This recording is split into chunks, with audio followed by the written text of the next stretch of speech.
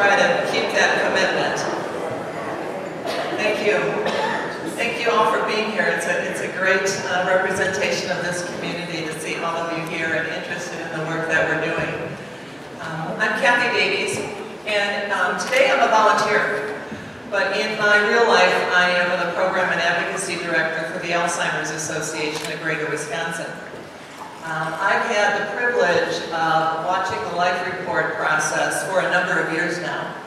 I served as the chair when we did the report 5 years ago in 2012. And of course, Sue Wilcox, if all of you know Sue, it's hard to say no. And she quickly asked if I would chair the process again in 2017. So here I am. And it really has been an excellent opportunity to see how our community has changed and then be able to share with all of you the results of our 2017 life report process. The report process work began about a year ago at this time. We had nearly 70 individuals from across the community join together to collect data and be a part of the process and bring the report to fruition, as you're going to see today. However, our roles were simple. None of the work could have been done without the help of Angie Kellogg, who joined us as a project coordinator. She really was the guiding force behind that. And Angie, if you want to stand for just a minute.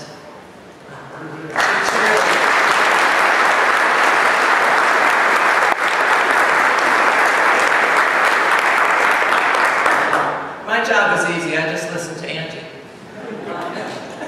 Today we'll share the results of these collaborative efforts through the report that will inform, enlighten, and empower the residents and local leaders to work together to address some of the challenges, yet opportunities facing our communities.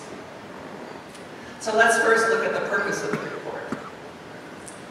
Our Community Life Report is conducted every 5 years, like I said earlier. And again, the first report was done actually in 2007, and it was a much shortened version. When we did the report in 2012, the partners involved expanded the data collection process to provide us with a more comprehensive analysis. Now in 2017, the report process became even more refined. Each process has been guided by a steering committee and various subcommittees of dedicated volunteers. As I mentioned earlier, the work that resulted in this report is a wonderful demonstration of collaboration at its finest. We had a 15-member steering committee comprising leaders from local business, government, education, public safety, health, and social service organizations. They helped guide the life report process and were invaluable to bringing our 2017 report to fruition. The members of the steering committee are listed on this slide. And if you are here today, would each of you please stand? I know many of you are here. Please stand.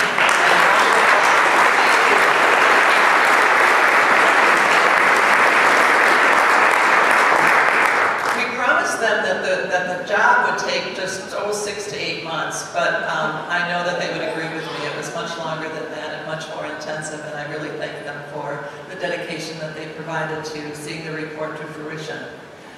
We also identified seven topic areas that we formed subcommittees to work with. And under the subcommittee structure, we had about 70 volunteers that we recruited, and they served under those committees. They met for approximately 8 months, working together to develop and select our community indicators that they determined as the most important to share as a snapshot of Portage County today. They came together to research data, statistics, and community perspectives in order to ensure a complete and comprehensive report. You'll find each of their names listed inside of the report, and some of them are here today. I know many of them are probably sitting in those chairs. Would you also please stand if you work on a subcommittee and help gather data?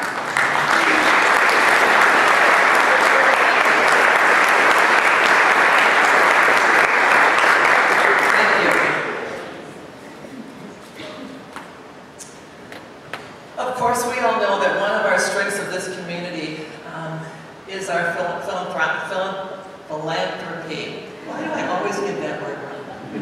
It's giving. We give in Portage County. The strength was certainly demonstrated with this report. We received incredible financial support from our sponsors who are listed on this slide. This report and today's forum would not have been possible without the generosity of these organizations, and so I'd like to give each of them a round of applause.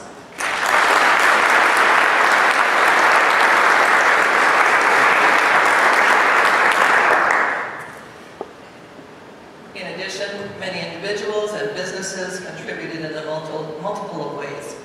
We are so grateful to all of the businesses and individuals listed here who gave their time, talent, and resources to make this report a reality.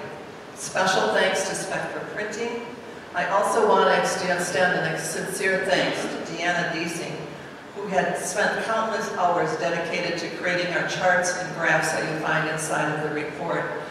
Let's give all of these a round of applause as well.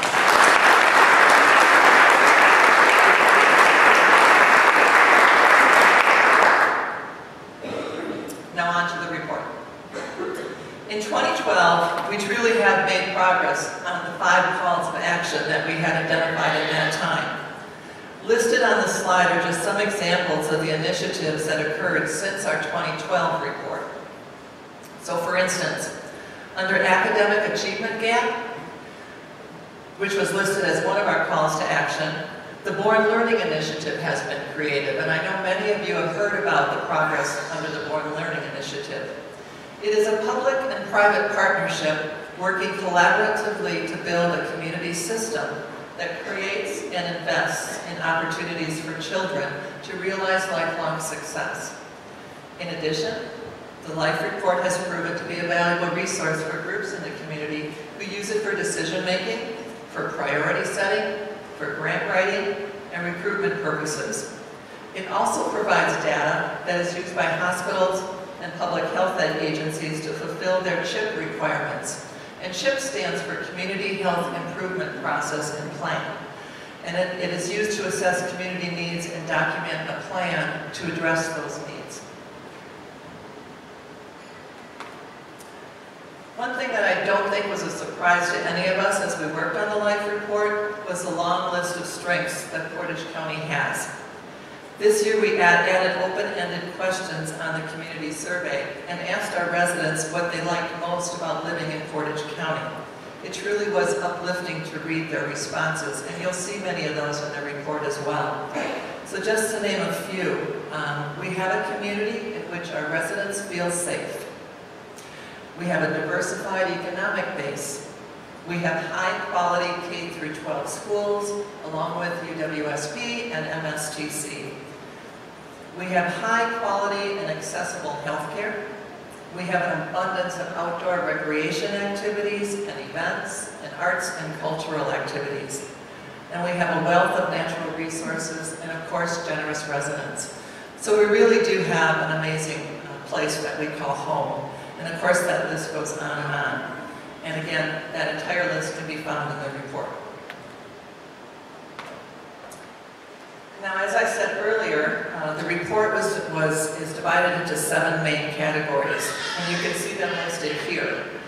We looked at basic needs, we looked at economic environment, health and wellness, education, community safety, environment, energy, and transportation.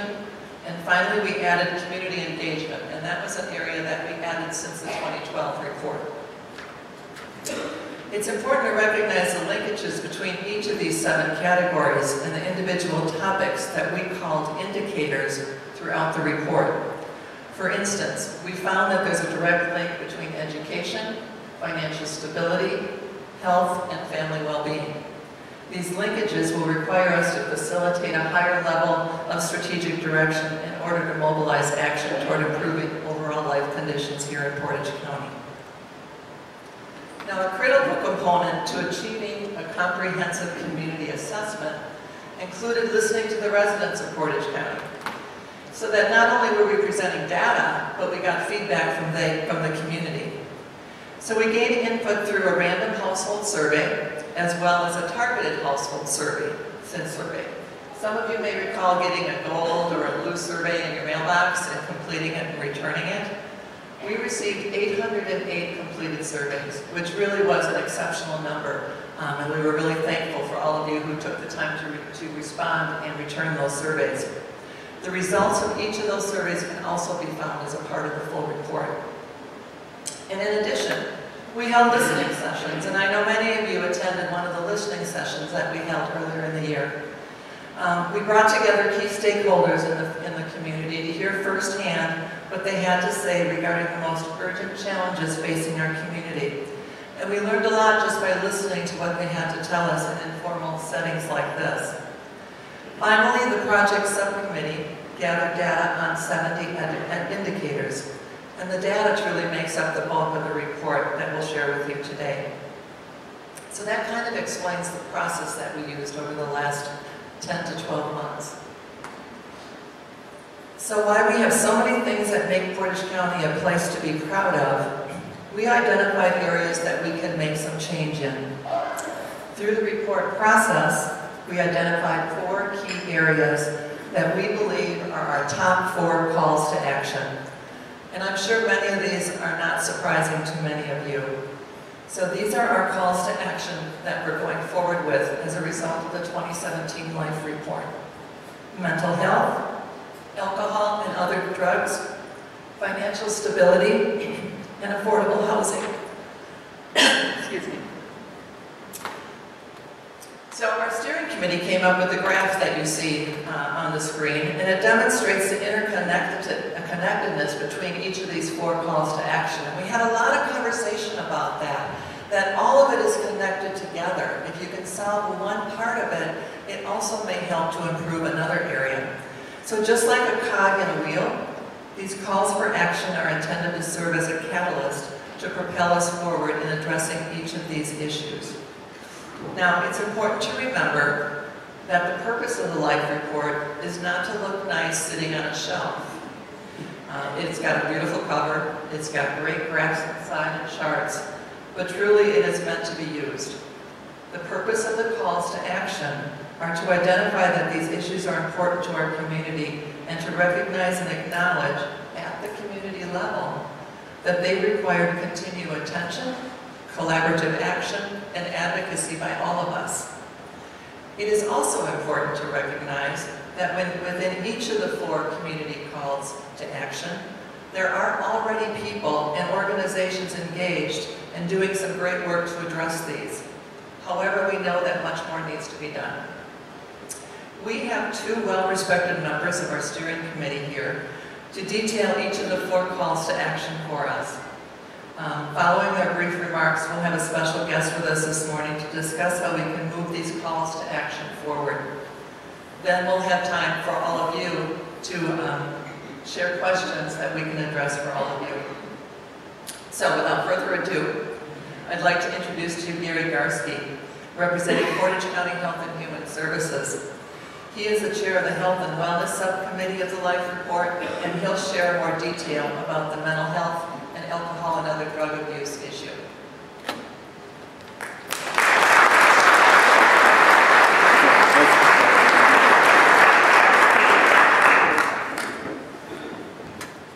Thank you, Kathy. Good morning, everybody, and thank you for joining us today. So again, I served as the chair for the Health and Wellness Subcommittee, and we actually identified 13 indicators in that section alone. 12 had been previously mentioned in the 2012 Life Report, and we added one additional for the 2017 Life Report. Let's get started looking at first mental health. Once again, one of the first calls to action for 2017. You know, it's imperative to know that mental health really impacts everyone in this room and everyone in our community. And when I talk about mental health, I'm talking about the health of your mental well-being, which promotes healthy structure within your bodies and the way you live your life and how you perceive the quality of life. So again, mental health is essential to personal well-being, family, and interpersonal relationships, and it's also the ability to contribute to community or society. Now, with that is mental illness. Mental illness, and this slide demonstrates some aspects of mental illness. Mental illness can contribute to chronic health conditions that continue through the lifespan. Without early diagnosis and treatment, children with mental disorders can have problems at home, in school, and forming friendships. This can also interfere with their healthy development, and these problems can continue into adulthood. So if you look up here to the upper right-hand corner, left-hand corner, your right-hand corner, you can see, according to CDC, which is Center for Disease Control, 1 in 7 children throughout the United States, ages 2 through 8, can develop a mental, behavioral, or developmental disorder.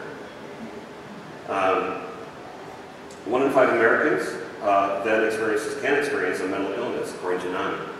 Nearly 1 in 25 adults live with a serious mental illness such as schizophrenia, bipolar disorder, or major depression. Approximately 20% of the population experiences a mental health problem every year. We, as part of the Life Report, again surveyed our community, and from our community response of the survey, we had a 17.4 of respondents felt that they had someone in their family or their household who struggled with mental health concerns, which again kind of fits in that 1 in 5 model. Looking at our young people, 1 in 10 young people experience a period of major depression. In 2015-2016, we conducted a youth risk behavioral survey here in Portage County among Portage County high school students.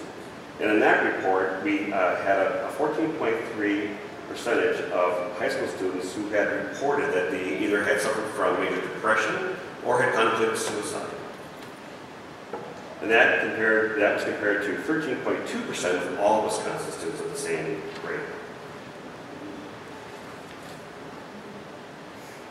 So as you can see, mental health is far-reaching into every aspect of life, and the impacts of mental health serves as other indicators, or it has impacts other indicators of health and wellness as well, including healthy weight, tobacco use, alcohol use, and substance abuse. And there are very strong correlations.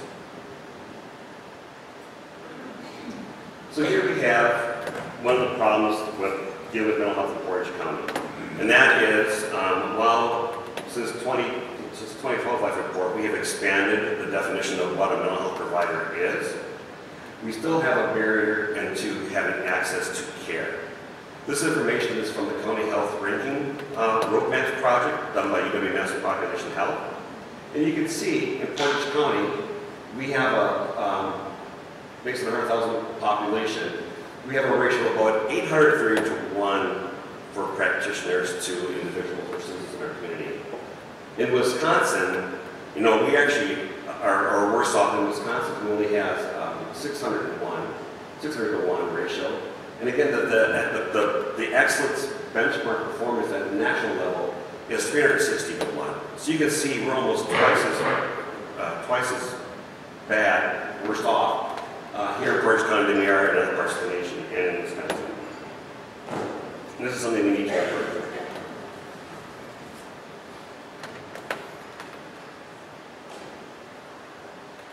So here again we asked the question among survey respondents this year, if you were seeking mental health services, why is it that you don't seek them out or don't go and get service? So you can see that for the respondents, either they had no means to pay, they chose not to seek service, which is very high, 34% of the respondents said simply just don't go out and seek services. And that has to do with this concept of having this stigma about being identified that you have concerns or have an issue around mental health and mental health well-being or mental illness. So that's something that we need to overcome in our community to kind of set off that access to care by reducing that stigma here in Portage County around mental illness. So again, ensuring access to appropriate quality mental health services is the goal, not only for our Life Report, but also for the Healthy People 2020 Health Report for the nation here in the United States.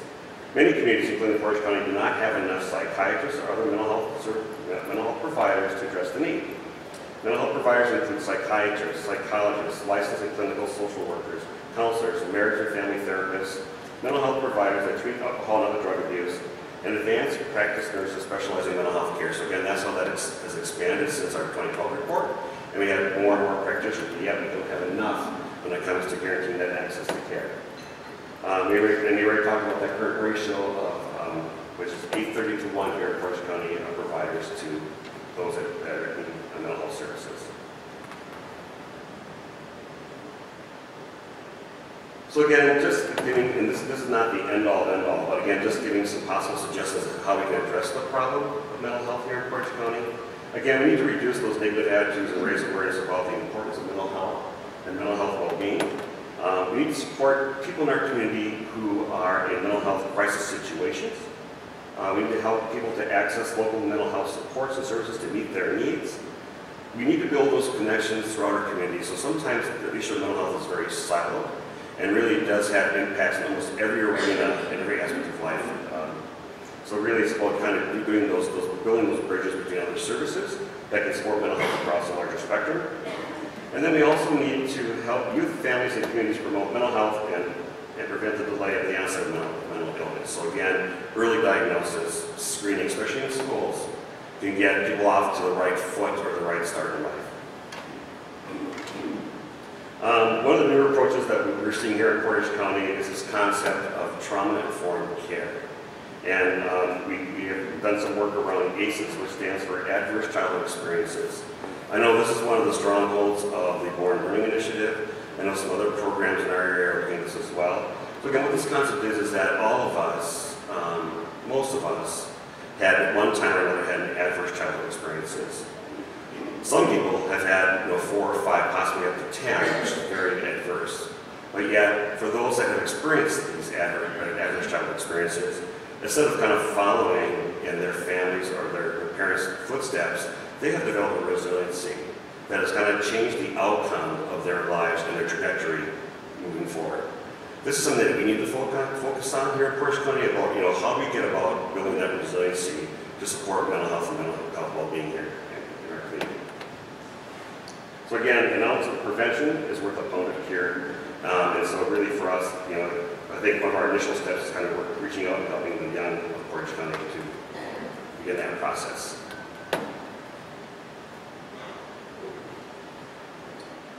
Another call to action is also one of the call to actions in 2012 is around alcohol and other drug use or abuse. So again, some simple stats. This is from the Centers for Disease Control and Prevention. Portage County, like other Wisconsin communities, has developed our own brand, which is unfortunate around alcohol consumption. This slide talks about what exactly is excessive drinking. So being a college community, being a Wisconsin community, drinking has simply just become a norm in our community. And of course, then drinking and consumption of alcohol can lead to other substance abuse issues. So this is talking about this concept about, excessive drinking includes things like binge drinking. So binge drinking, again, for a male is 5 servings of alcohol in less than 2 hours in one setting. For women, that is 4 beverages consumed. Heavy drinking is how often it would occur for the course of a week or a month. We are having some major issues around women who are pregnant and alcohol use. We're starting to see a trend up again to that effect, which is very unfortunate. And again, it's this concept about, we here in Wisconsin and Portage County kind of have grown tolerant of our youth consuming alcohol, especially in our presence. So again, as kind of understanding this, that truly alcohol consumption should start and should maintain at the age of 21 and not before. Again, then looking at our life report respondents, let me back up. So again, Wisconsin tops the nation in unhealthy lives, harm, and death associated with our drinking culture. Wisconsin culture tolerates excessive, dangerous, and unhealthy legal drinking, which results in a host of societal problems such as homelessness, child abuse, crime, unemployment, injury, health problems, hospitalization, suicide, fetal abnormalities, and early death. According to our life community survey respondents for 2017, 47.7% of respondents disagreed or strongly disagreed with the statement that alcohol is reasonably used here in Portage County. And 65.4% agreed with the statement that binge drinking is a problem here in Portage County. Other respondents to the 2017 Life Report survey, 27.2% admitted to having 5 or more drinks in one occasion during the last 30 days. So again, one in 4 of us are certainly measured. Alcohol use among Wisconsin adults continues to be higher than the national average, and this is in regards to all forms of consumption, including 60% among binge drinking, 20% for heavy drinking, and 70% for other use. Current use among Portage County adults was 70% as recent as 2014 for alcohol use.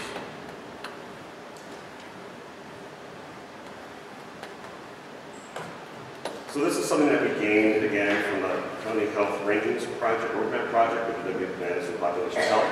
And this is actually going back from a time of 2012-2016, looking at excessive drinking in Portage County, Wisconsin, and the U.S. in general. You can see it again here in Portage County. It's actually kind of an embarrassment to say that we kind of lead the pack when it comes to excessive drinking that occurs here in Portage County. At 26% versus the state of Wisconsin for the same time frame at 23%, and then a national benchmark of 12% through most other states here in the nation. The Health People 2020 goal for substance abuse is to reduce the abuse substance to protect the health, safety, and quality of life for all, especially children. Again, alcohol-related deaths are the 4th leading cause of death in Wisconsin beyond heart disease, cancer, and stroke. These are just some simple facts. As I already stated, Wisconsin tops the nation in unhealthy lives, harms, and deaths associated with the drinking culture.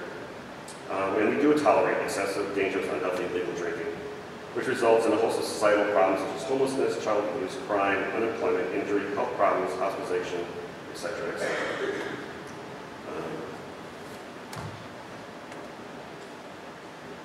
We did ask back in our life report, or our YRBS back in 2013 among high school use, and we learned that 15% of our respondents for the YRBS had said that they had initiated drinking before the age of 13 at that time. Current use is at 33%, and binge drinking among the high school population here in Portage County was at 18%, which again, that's good news because it was actually lower than the state average.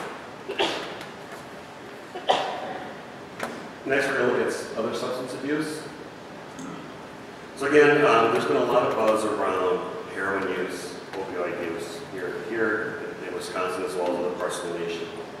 And it really is a concern. I will tell you, our current stats show we're a little bit lower on opioid heroin use to date, which is not to say that's going to be forever, but that's somewhat good news.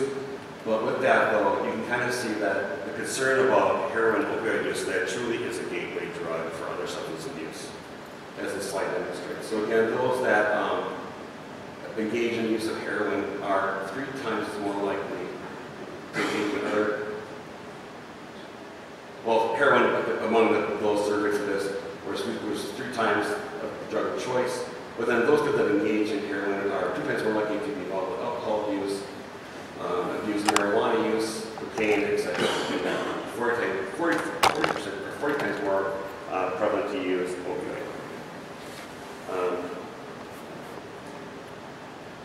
The abuse of illicit drugs, including non-medical use of mood-altering prescribed drugs, affects tremendous harm among individuals, families, and communities. Other drug problems tend to vary by geographic area, but the abuse of powder and crack cocaine, heroin, marijuana use, methamphetamine, which is really high here in Portage County, and opiate-based prescribed drugs occurs not only here in Portage County, but across the state. Here in Portage County, based on a YRBS survey from 2013-14 that was done by the Department of Instruction, Portage County drugs-related suspension and expulsion rates per 1,000 students during the 2013-14 school year was at 4.8%. That was greater than the rates for both Marathon, Wood, and Mechanic counties. So again, among our young people, we're going to see that. Substance abuse has a major impact on individuals, families, and communities. The effects of substance abuse are cumulative, contributing to costly social, physical, mental, and public health problems. Across the nation, misuse of prescription drugs continues to be a problem. And we here in Portage County are very grateful and we have a very great program around our Take Back program, which just occurred last month, that is ran locally by all of our local law enforcement agencies. So that is one step towards the right direction in trying to remove from the community non-used or formerly used prescription drugs. Of respondents to the 2017 Life Report Survey, 69.9% agree with the statement that legal drug use is a problem here in Portage County for 2017, and 68.1% agree with the statement that abuse, misuse of prescribed drugs is a concern here in Portage County. So again, this is looking at some hospital data around those that come into an emergency room for treatment around opioid use. And this is from time period from 2010 to 2014. And it looks at the rates here occurring here in Portage County versus those that are occurring at the state level. And again, we are a little bit lower around the use of opioids here in Portage County, but it's still occurring. So it's kind of like we need to address it, and we need to address it now.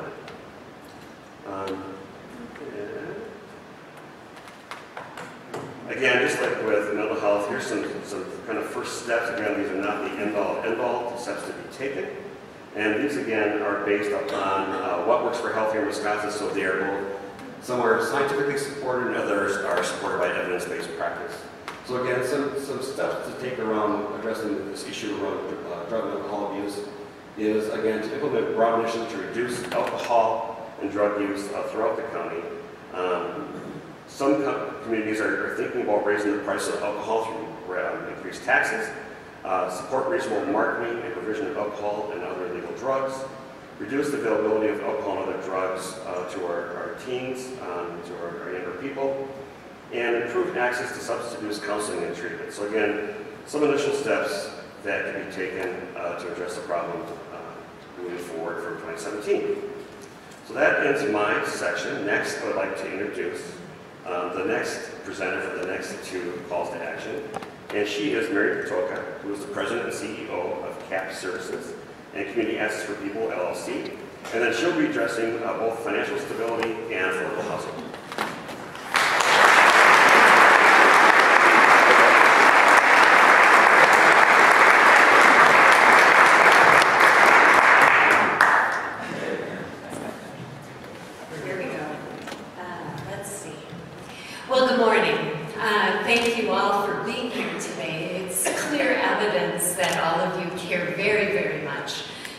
Portage County and want to identify and implement the ways in which we can advance all who live here.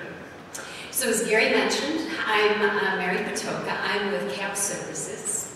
CAP Services was born 51 years ago during President Johnson's War on Poverty.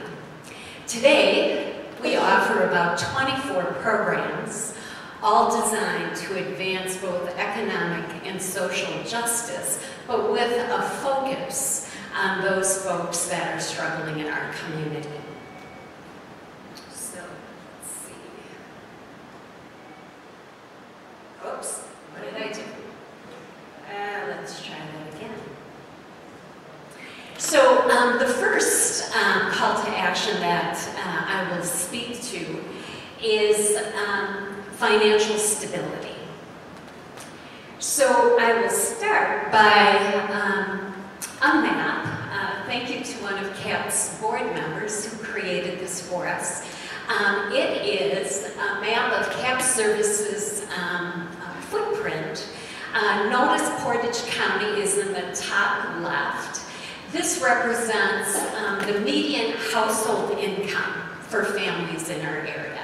You will also see images for Wapaka, Outagamie, Waushara, and Marquette counties as well. In this particular map, the darker the color, the higher the median income.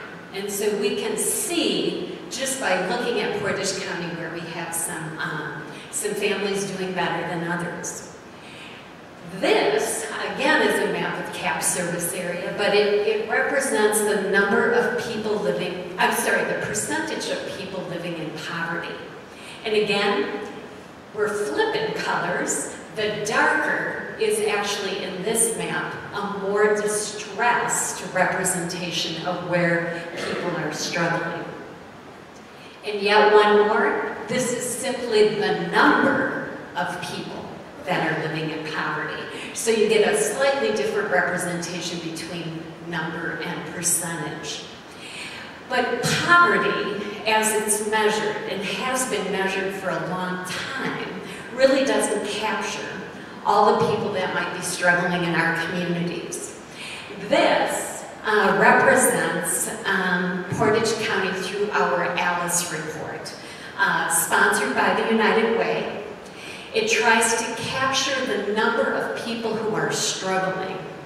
And sadly, we have about 40% of families struggling here in Portage County. All those that might be at the poverty level, but many, many more. For example, we know that over 12% of families have tried to access food in Portage County. Many others didn't do it because they were too proud and might have gone hungry. We know that families reached out for help to pay their energy bills 3,000 times.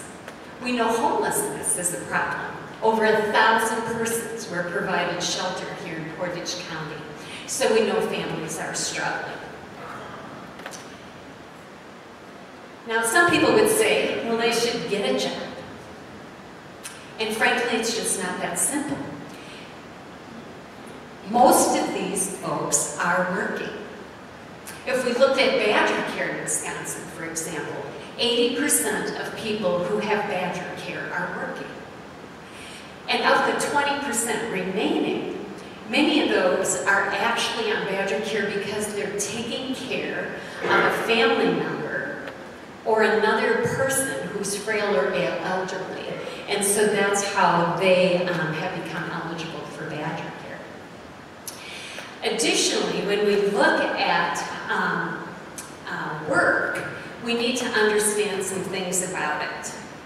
The Center for Wisconsin Strategy, often known as COWS, has done some analysis about work. And what they have found is that the hourly wage needed for a family to be able to meet their basic needs is, I jumped ahead, $22.32 an hour. That's for a one-parent, one-child household. If you have a two-parent household with a child, I jumped ahead. Most of these families are working. I'm sorry that I jumped ahead, but they are still struggling. Additionally, the hourly wage needed in a two-parent, two-child household, both parents working full-time to afford their basic needs, is $17.22 an hour. And yet, when we looked at the 10 fastest growing occupations here in Portage County, you will see among them, $9 and $10 an hour. So how do we expect people to take jobs that don't help them even meet their basic needs? When we look at jobs, we also have to look at the quality of those jobs. We know that people are sometimes sent home early for whatever reason. And while that affects the income they're going to pull down, it doesn't change the fixed costs that they have incurred for childcare and transportation. So those unpredictable hours, the changes in schedules, you find out what you're going to work a week ahead, it gets very, very challenging to get your childcare aligned and all the other things you need to do to be able to go to work. Many of our low-wage jobs have no benefits and no career path. And so people get stuck in them, and they don't really have a way out. Another aspect of employment is how you get there.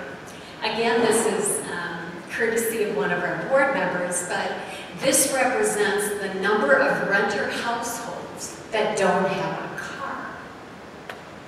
The darker the color, the higher the number in that particular census tract. So you can see that even though we're a pretty rural community with some limited public transportation options, there are people in our county that just have no way to get to work.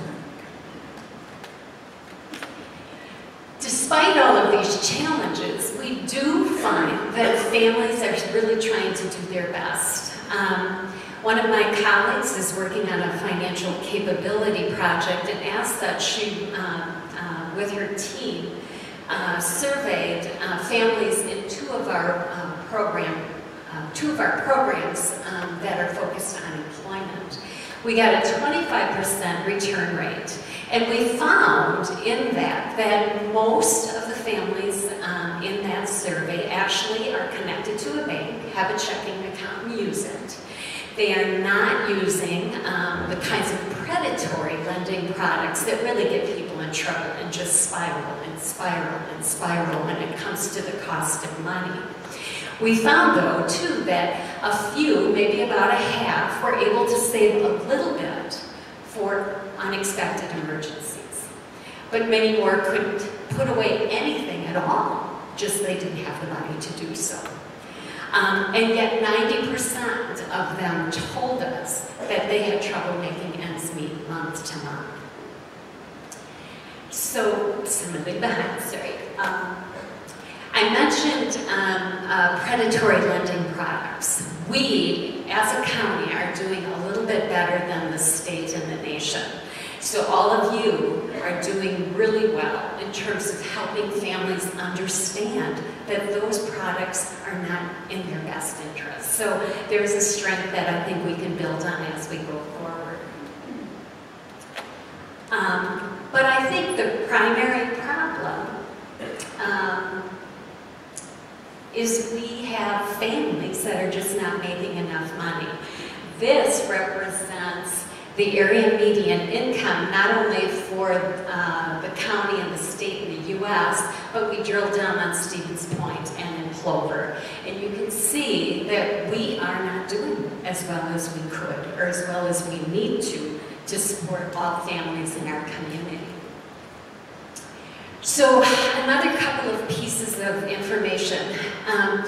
Keeping, not purposely, but having families struggle as they are, and low-wage work only exacerbates income inequality. COWS, the Center on Wisconsin Strategy, just released a report this summer. It's called Pulling Apart. And they look in a deep dive on income. Wisconsin's at its worst since the Great Depression. When we look at Portage County, certainly we're finding unsettling numbers. The top 1% of earners in Portage County have an average wage of $725,000. The remaining 99% of workers have an average wage of 45, 111. And I said 111 because every dollar counts. Women continue to make less than their male counterparts. So, all of this data demands that we work together. And in your life report, you will find a number of calls or strategies to meet the call to this action. And I'll shout out a couple. One, we just need to continue to support and advance the kinds of strategies that help families grow their income, keep their expenses low, and build assets. We need to leverage the resources and the strengths in our community to make sure families get what they need. But to be sure not to demonize them when they need help. We need to support local business. We need to look at what we pay. We need to advocate for things like affordable housing, which keeps people's costs low. Which leads me to the second area of focus and call to action on affordable housing. So we do know that over the next couple of decades, Portage County is going to grow. Estimates by 2040 suggest the county will grow by 10%, but with some increased growth, both in Stevens Point and in Plover. Fewer people in our rural areas. With that growth, we know that the average age in Portage County is about 36. Slightly lower in Stevens Point, partly due to the impact of UWSP. But with that growth, we know we will need about 2,800 new housing units to meet that need. Certainly some here in the city to the tune of about 1,700, more in Plover, but generally some in Portage County overall. So with all these new units needed, how do we know if people are going to be able to afford them? The National Low-Income Housing Coalition releases a report every year called Out of Reach. If you haven't been aware of this tool, please consider Googling it. It is fascinating. They can drill down by counting it with rich information about affordable housing. That report, though, puts Wisconsin 31st in the nation with what they call the highest housing wage. What that means is that in Wisconsin, if you have a full-time person working at a minimum wage, to afford housing, they would need to work 89 hours a week for a 2-bedroom apartment. Now, if you can squeeze people in a 1-bedroom, you only have to work 70 hours a week at that minimum wage job. They did the calculation, and it takes about $16.11 an hour to afford the average 2-bedroom apartment in Wisconsin. Now, if we drill down to Portage County, we do find that housing here is a bit more affordable. In Portage County, you need a wage of about $13.73 to afford a 2-bedroom, and that jumps up to $17.31 for a 3-bedroom. Now, if we go back to some of those fastest growing occupations in the county, it is no mystery that people cannot afford market rents.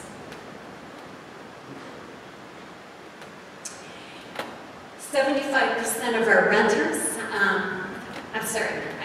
flip-flop that. 57% of our renters here in Stevens Point pay more than 30% of their income on housing. And the 30% threshold, by the way, is a standard set by HUD in terms of that is considered affordable. If you spend 30% on housing, you have the balance for food, transportation, childcare, healthcare, all of those other things a family may need. When we drill down here in Portage County, though, if we look at those families making $15,000 to $24,999, 73% are paying more than 30% of their income on housing. And it's not a surprise. The lower the income, the higher percentage of what you're earning is going to go toward housing. So we really have people who are cost burdened when it comes to housing. And we have challenges here in the county. Much of our housing is older housing stock, which means it needs probably higher cost maintenance, higher cost capital to keep things like roofs and heating systems and electrical systems functioning well. So we have this older housing stock. We have a growing demand for more housing in the area. The city of Stevens Point, I know the mayor's here. I saw Mike Ostrowski here too. Thank you. They just completed a housing study here in the city with also some very, very important information to be aware of. So again, we're going to need about 1,700 units, give or take, in the city.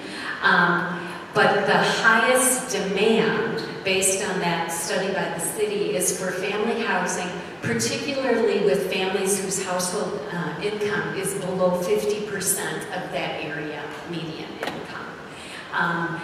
Clearly, that typically involves some kind of subsidy to make those kinds of projects work.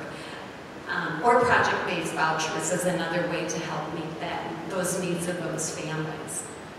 We also need more housing for people who are disabled or who have other special needs. We just aren't hitting the mark quite there. Senior housing is not as high a priority. We will still need some additional senior housing, but we know that our parents, our grandparents, our aunts and uncles want to age in the community in which they live their lives. And so sometimes that means they come out of their homes and go into some kind of other housing arrangements. And usually on a continuum, affordable housing, assisted living, nursing home, or wherever that continuum takes them. The city's report includes a couple of other strategies or recommendations, some of them very specific to assets here in the community like Edgewater. But we have to keep in mind that housing is still going to be limited in the present, that 70% of the units are costing $500 to $750 a month.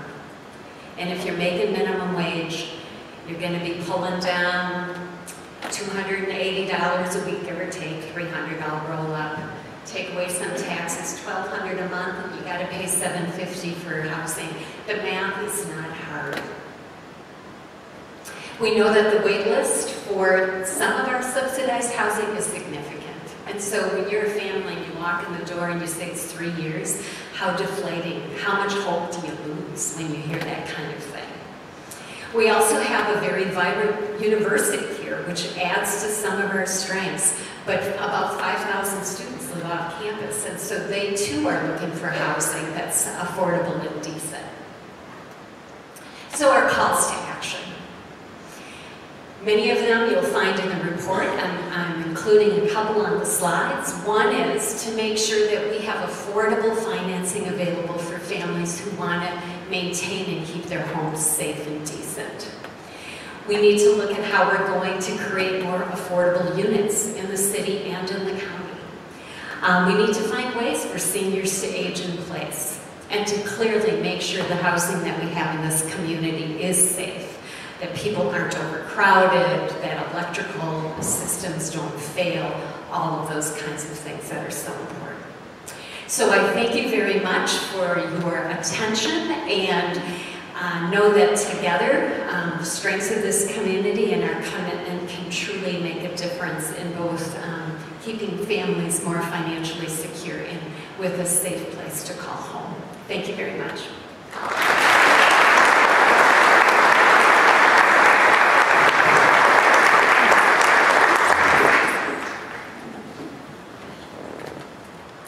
Thank you so much to both Mary and Gary for presenting that. We are so fortunate to have such knowledgeable and respected and committed community leaders here who are making a difference on these issues and many others.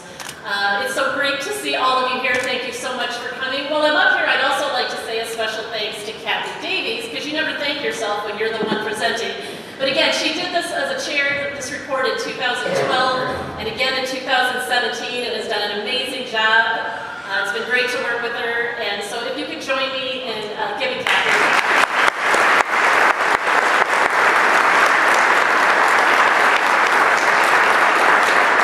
And hopefully you can clear your calendar for 2022, the next report. You know, when the Life Report Steering Committee talked about what we wanted to do with this day, we obviously wanted to share the results of our process, we wanted to share the calls to action with you. But we also wanted to bring somebody in who maybe could talk about what do we do now? Where do we go with these, now that we have this information and these calls to action, so we can come together as a community and really make a difference, really make lasting change on these issues. So I'm thrilled today to be the one to introduce our keynote speaker, Tom Moskauer. Tom is a social entrepreneur.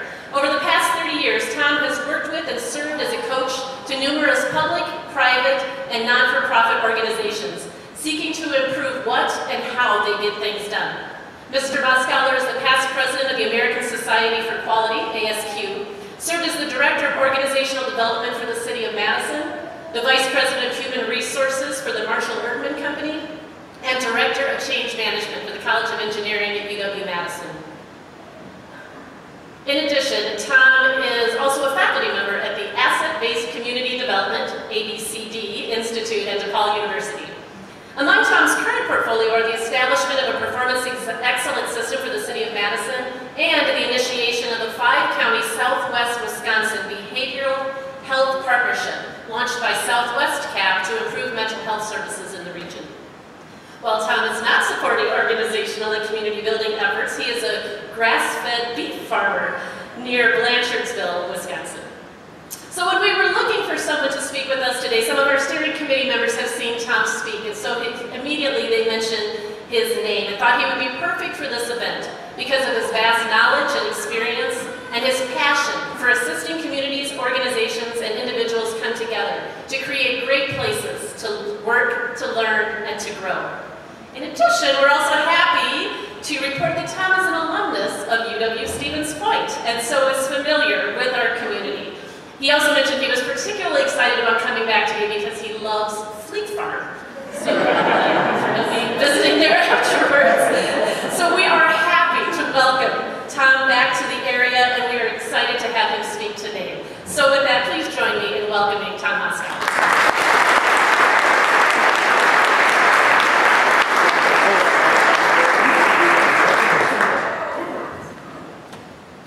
Good morning, how are you? So, how many of you in here have read to children at night when they go to bed? Just about most of you. How many of you have read Winnie the Pooh? There's a quote in Winnie the Pooh that I really love, and it goes something like this. Here comes Edward Bear down the stairs now behind Christopher Robin. Bump, bump, bump on the back of his head. As far as he knows, it's the only way of coming downstairs. But he knows there's another way if he can stop bumping for a moment and think of it.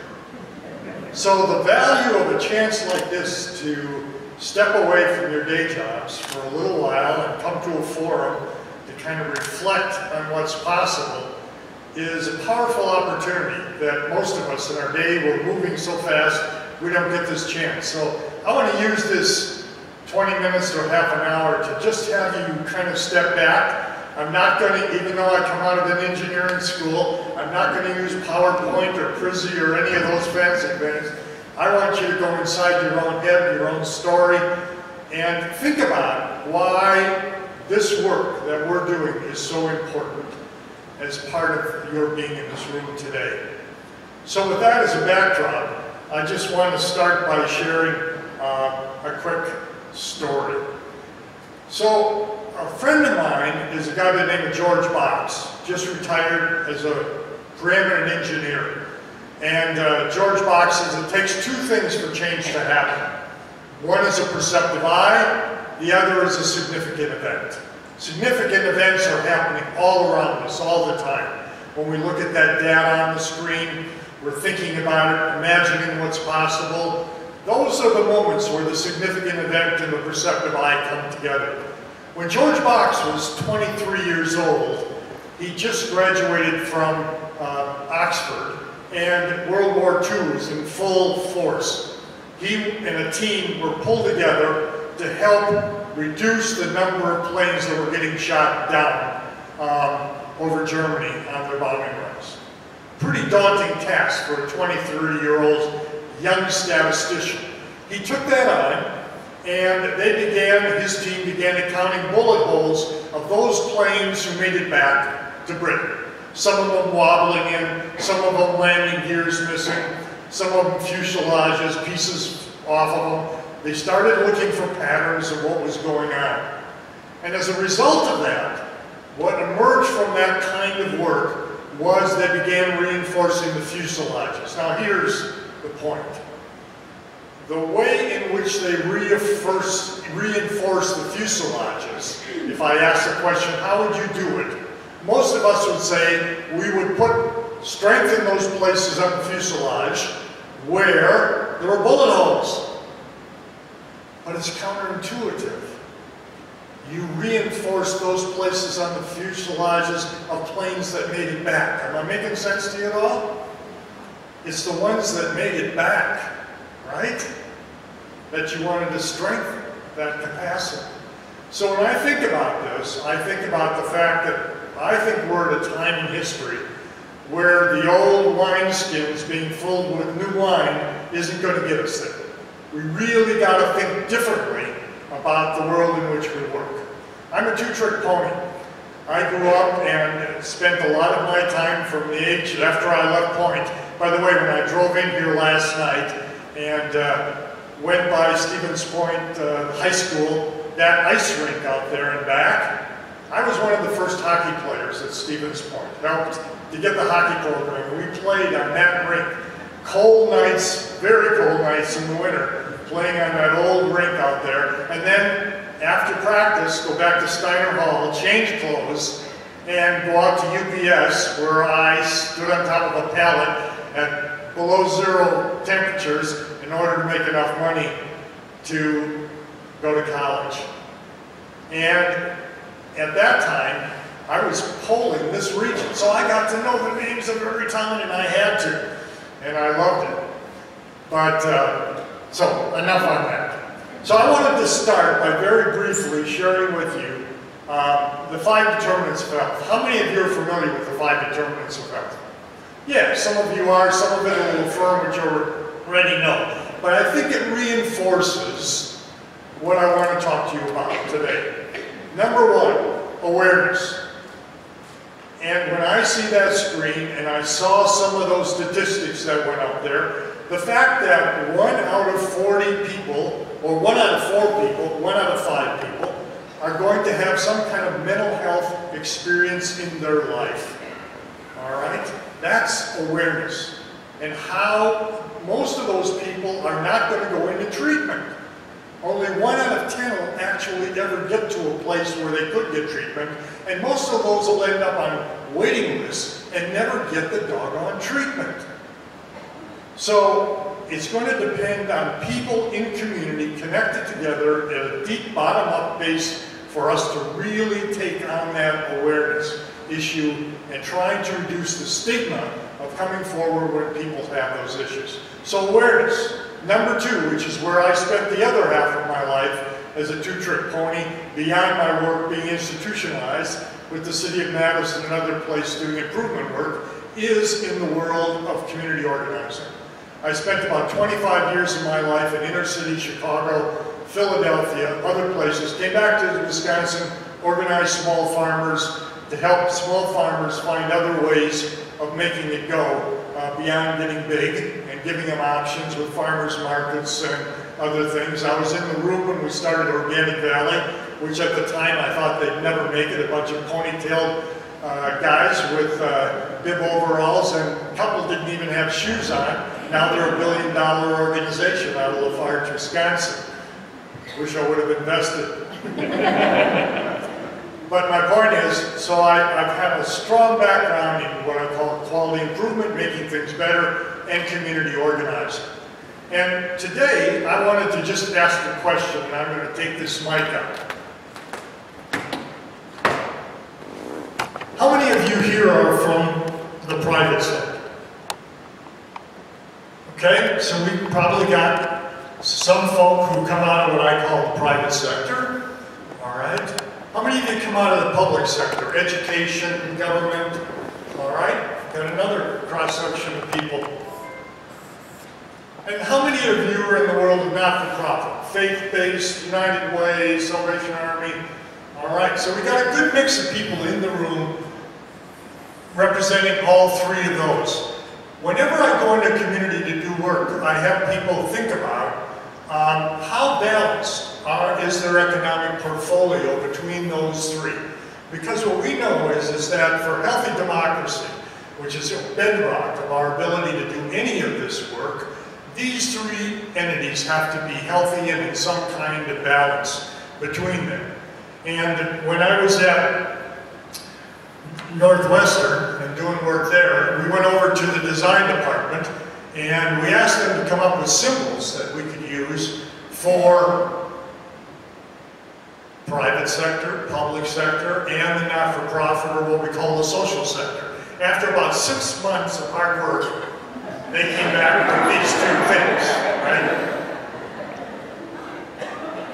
And I know, I laugh too, but I think it's wonderful. I use these all the time because they're an example of the power of simple symbols. And what I see in a lot of communities that I work in is that because private sector and public sector run 24/7, they're very smart people, oftentimes they can overshadow and basically blank out the ability of that communal side of the world to be effective. And so I am really a proponent today of trying to figure out how do we build that strong, connected community base in a community. In 1831, a young man just graduated from the Sorbonne in France. Some of you may have heard this story or you're trying to think of who it is. But he came to the United States to learn about democracy. His father, he pestered his dad for 2 years to get to come here. His dad says, why do you need to go to the United States? We got democracy here in France. Or if you want to, you can even go over and see the British. They got a form of democracy as well. And he said, I hear it's different over there in the United States. And so we came here and traveled up through New York, up through New York State, across the Great Lakes, over to Green Bay, Wisconsin in the 1830s. In the book he wrote, he called it the edge of the frontier. Went down the Mississippi to New Orleans, and then came back up and went back to France and wrote a book called Democracy in America, which I read every year because it's one of the seminal works by a 21-year-old about what made democracy great in this country. And he said there were 3 things that made democracy particularly unique in this country. One was people like you and I could actually identify what things we wanted to work on, just like you're doing in this room today. You're pointing out those areas you collectively decided through consensus, through deep listening, that you're going to focus on. Number 2, you could actually come up with things that you wanted to do about it. You didn't have to go off to the academicians or some other place because you didn't feel you had confidence yourself to act on it. You could appeal to them to support you, but you were, as the circle, at the center of decisions about what you wanted to do. Not that you had to turn it over to somebody else. Making sense? And then number 3, and to me the most important, you could roll up your sleeves on what you're anticipating doing today to actually do something about it. So you could identify it, you could come up with your own solutions, and thirdly, you could act on that. And I know we become so used to that as a society that we forget that most places I've had the opportunity to work, whether it was in Russia or after Argentina, I went in after the great disappearance of people, 20,000 people dropped out of airplanes in the Atlantic. They don't have any idea of what the possibility we have or what gift we have in that circle, in that ability of people locally to actually work together collectively between the private, the public, and the not-for-profit sector to actually make a difference in the community. So I grew up as a farm boy in Door County. Some of you know where that is. All right, you go up there as tourists. My family farmed there since 1880 on the same place outside Egg Harbor. And when I was a kid, in our neighborhood of 8 farmers, right, half of us were Lutheran, half of us were Catholic. Okay? And sometimes the tension ran high. All right? I knew that as a little boy, because I could start driving tractor, they had a rule up there, safety rule, that when you could push the clutch and you were heavy enough, you could drive a tractor. Okay, and our little Ferguson 20, I could do it at about 6. So at about 7, 8 years old, I was driving tractor for, at that time, and now I realize how old I'm getting, thrashing, which is something people don't get a chance to do anymore. And on certain days, farmers would be on one side of the wagon that were Protestant, and the other side they were Catholic. But they did pitch bundles together. You understand? We didn't always have to love each other every day, but we knew we had to do stuff together. So in this age today, where we're having this politics of resentment stuff emerging, I just say, there are things that are bigger than all of this, that are nonpartisan, non-political, that we've got to work on to make a difference. Am I making sense to you? So back to the 5 points of health. Number 1, awareness. Number 2, relationships. Those communities that are most successful have deep, strong, abiding relationships in those communities. Okay? And I don't point today like I did when I was here, but I would hope that you have strong networks, or you're intentionally working at building those strong, deep networks in the community intentionally, because it has to be done intentionally.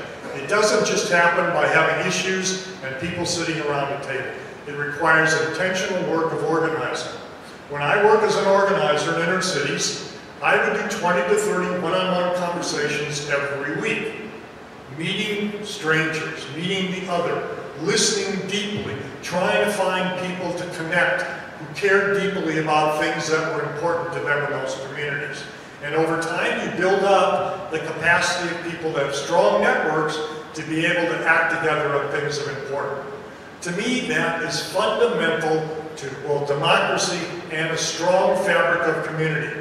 It's the hidden side of what I call the programmatic approach, which is important. We create programs, housing programs, financial aid, etc. But how deep are the networks that de Tocqueville talked about in Democracy in America?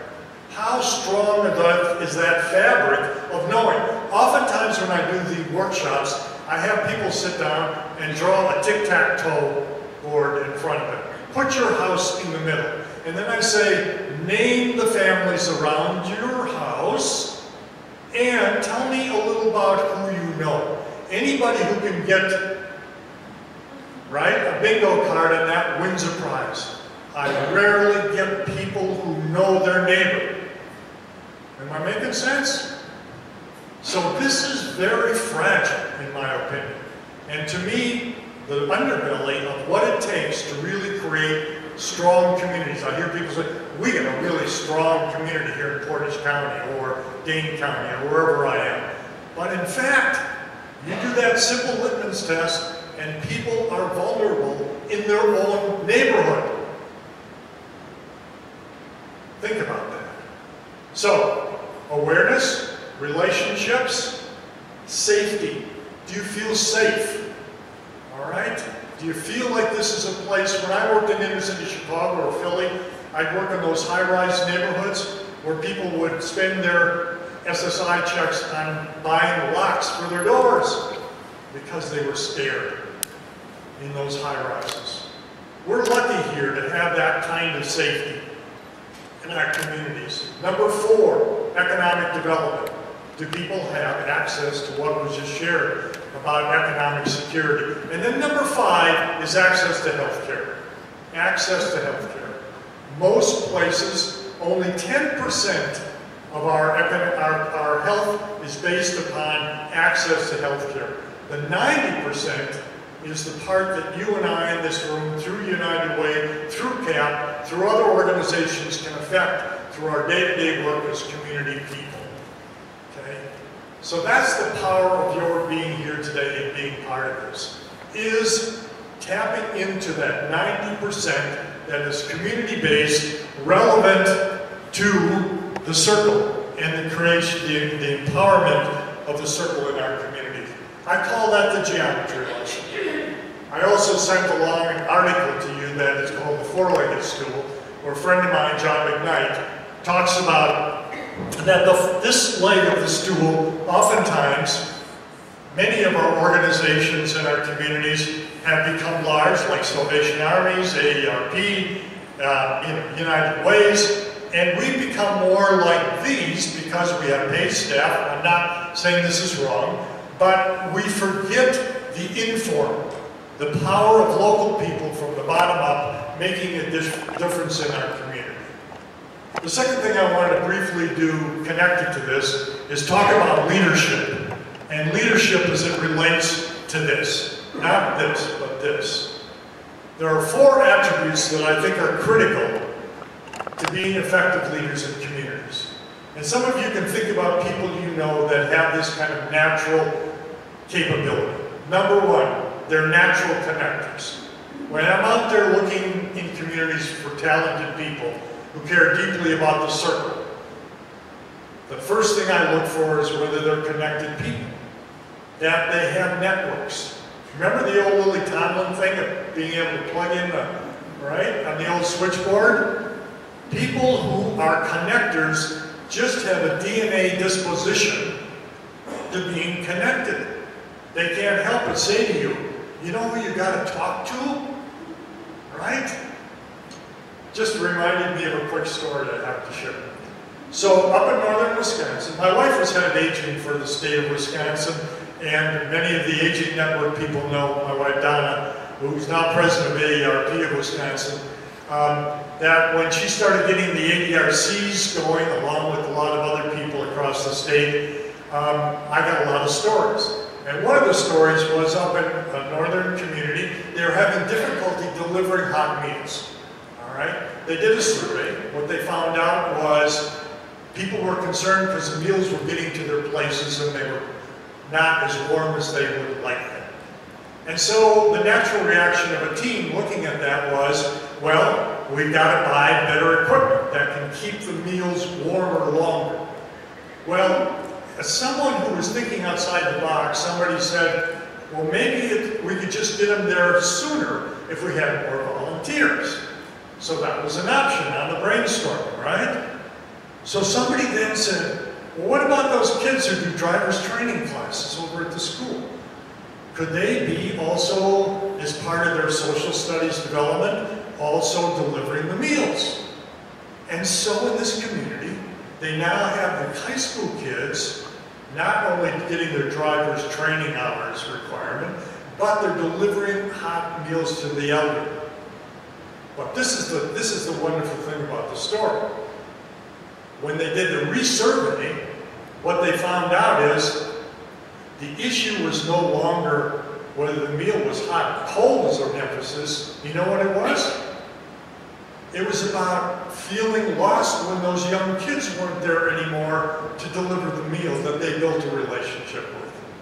That the relationship was more powerful. The young person who was trained and built a relationship to say, how's your wood box today, Mary? Right? That was the saving grace of health. Making sense to you? It wasn't access to primary health care. It was that day-to-day ability to have a relationship with someone in a caring way. Okay? So, number one leadership thing I look for, connectedness. Number two, imagination. Imagination, to think differently. So I'm in southwest Wisconsin doing a lot of work. I love the Driftless area. I farm there now. So I'm out there, and I'm in a little town just north of Richland Center at a senior center. And a guy's across the table. I'm just sitting there listening, trying to find out what goes on in Rockbridge. And this guy says, you want to see my motorbike? Well, why? And you could just tell he wasn't asking me if I wanted to see his motorbike. I had to see his motorbike. So I walk outside, and there's about 40 of these little bikes. And I go, there's something, what's going on here? And he turns around and he shows me his jacket. And it says Back Road Explorers. And these are all these little old vintage, they must have some standards, motorbikes that have a governor on them so they can't go more than 35 miles an hour, right? And all these people ride these little motorbikes. And I had a friend with me who worked with the elderly in that region. A lot of them lived back in these coulees in lonely places. And she had the imagination to say, I wonder if we could get these good people who their primary mission is every 2 weeks, volunteers from the Back Road Explorers set up historic tours in the area, right? And then they had to tell me, oh, Tom, you should come with us on our annual trip. And I said, what do you mean, what's your annual trip? He says, we went up to Ashland last year. I could just see these foreign motorbikes, right? I says, what did you learn doing that? Well, we had to spread out on the highway. But my point is, the person who had the imagination said, you know what? Could we get the Back Road Explorers to do visits to the elderly in our area?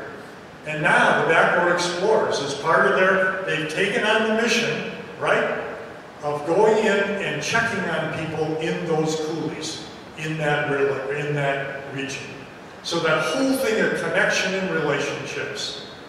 So, connections, imagination, thirdly, passion.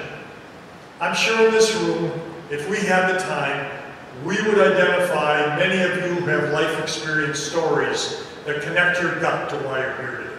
Somewhere back in your history is some reason that you care deeply about what's going on in that PowerPoint, right? My wife and I were foster parents.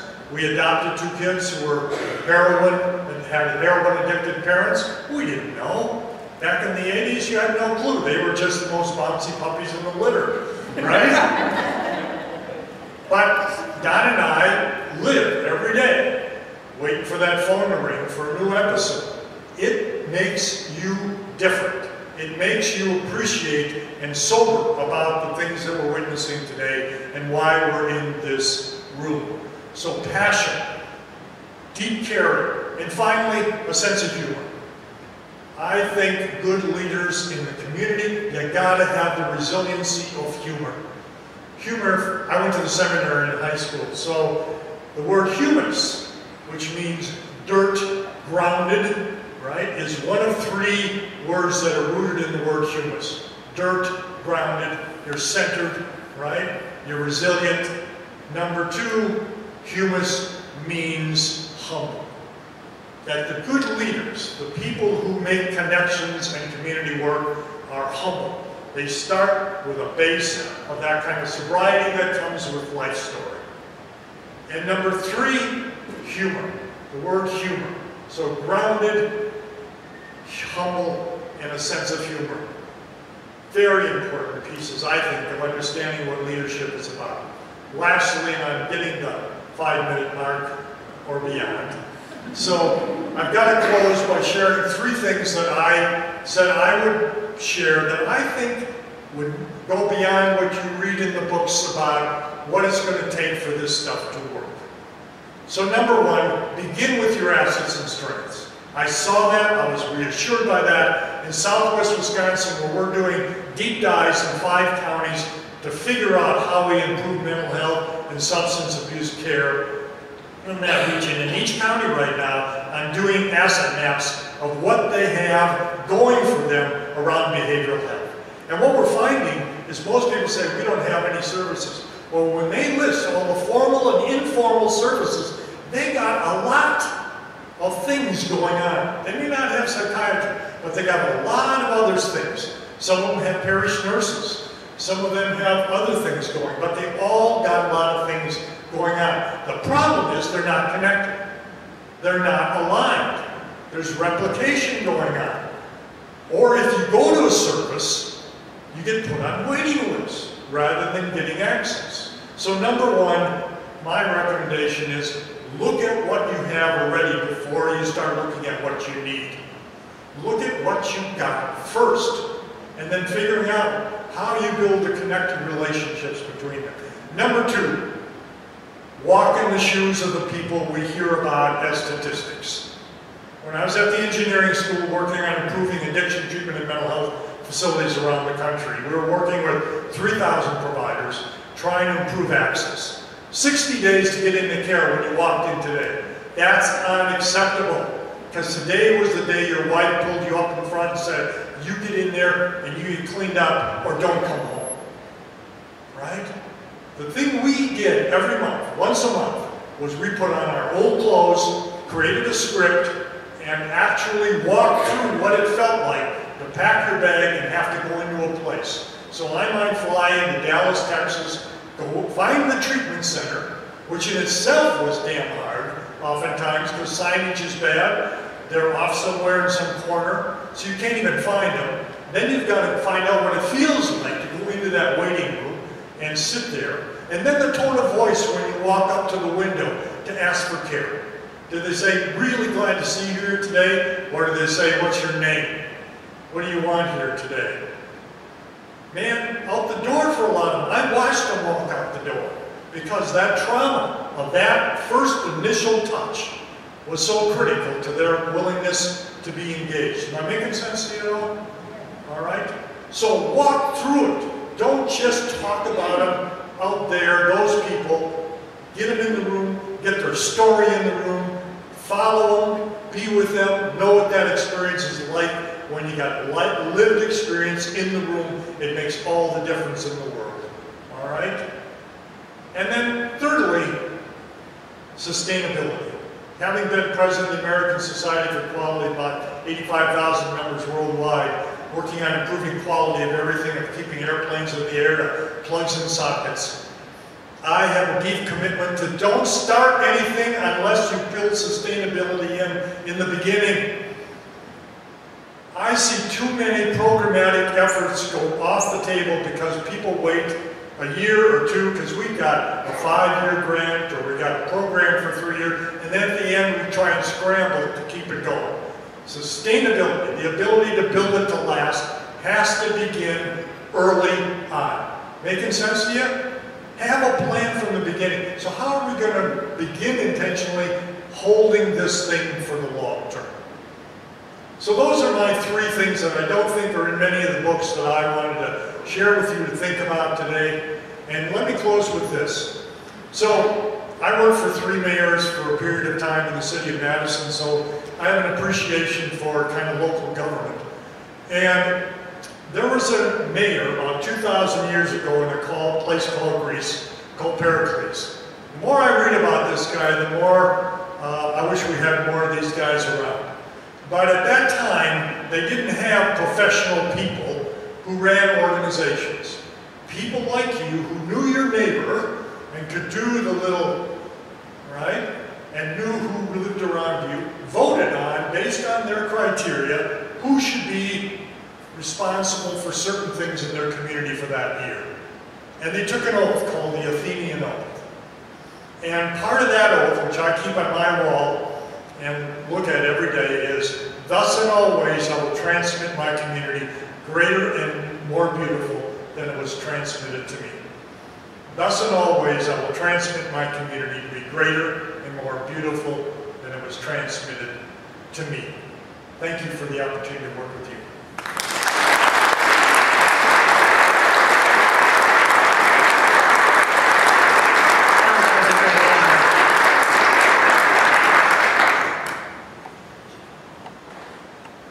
Tom really opened the doors for the work that we're going to have going forward, and I want to thank him so much for his inspiration and his advice and his leadership.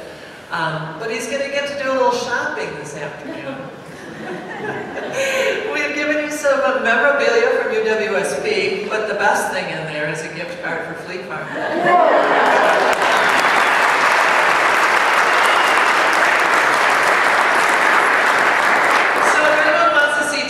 Today, go to Fleet Farm. I'm also pleased that all of you got to hear briefly from Angie Kellogg this morning. And you could also see how much fun she has been to work with and how inspirational she's been to our steering committee and all of our subcommittees. And you know, her work was to end in early August, and you can see it's now November. So we begged and said, oh, Angie, stick with us, we'll get this done. And she, without a doubt, was willing to commit to this project and stick with us to the end and bring us to today. So we've got a little gift for you as well. We know you need the wellness spa after all the work that you've done for us. So come on forward, Angie.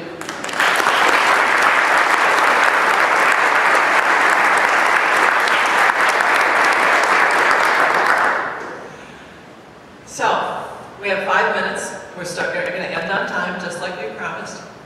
But to conclude our life report presentation, it really doesn't conclude our work. And as Tom said, it's really time to roll up our sleeves.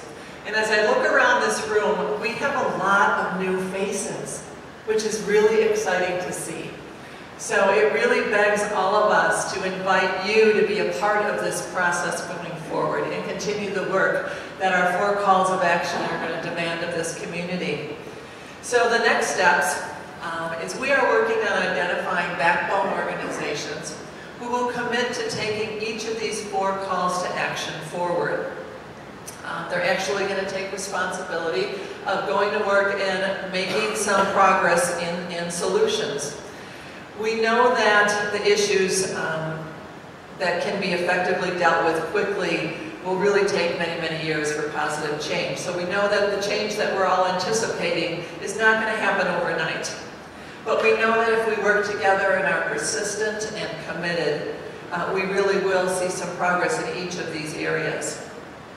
So after today's forum, you'll each get an email evaluation, and we really want your feedback.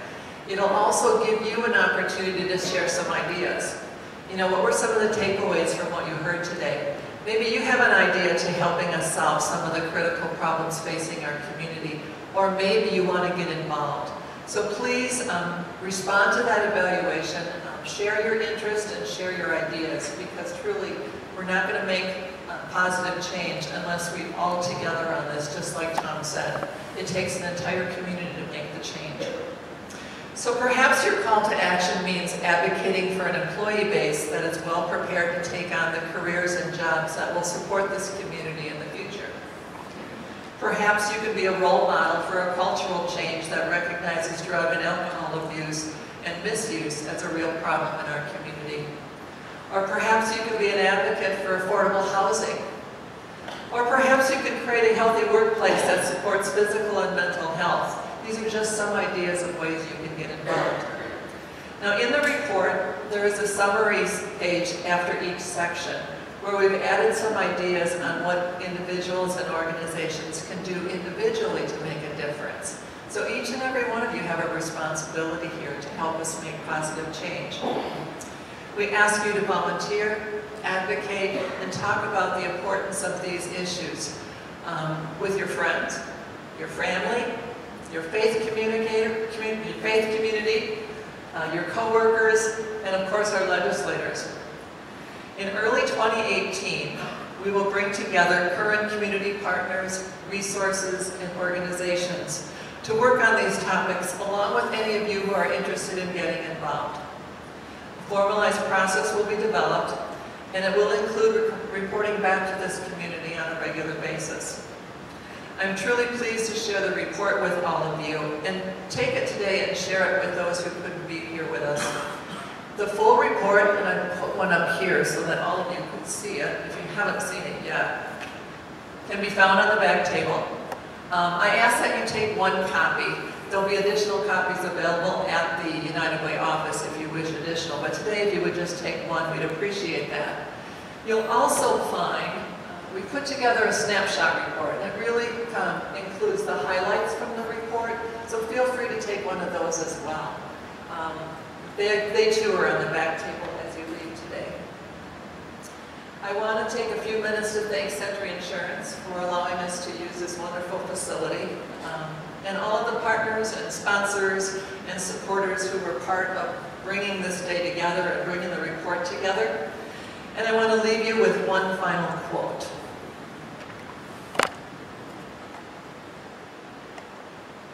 There is no power for change greater than a community discovering what it cares about. Thank you all for being here. Don't forget to take the report back with you, and don't put it on your shelf. Let's use it.